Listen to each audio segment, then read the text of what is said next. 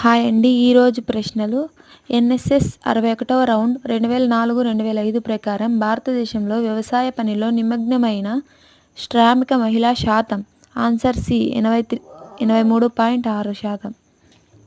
బేటీ బచావో బేటీ పడావో కార్యక్రమం ఈ సంవత్సరంలో ప్రారంభమైంది. Answer D 2015.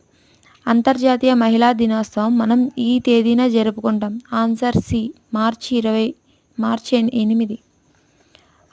Next, Padma Shri award పొందిన మొట్టమొదటి మహిళా శాస్త్రవేత్త Janaki Ammal. Next, 5th question. మహిళా ఉద్యమ ఫలితంగా 1993 సంవత్సరంలో సారాను నిషేధించిన రాష్ట్రం. Option B Andhra Pradesh. Mithali Raj cricketer.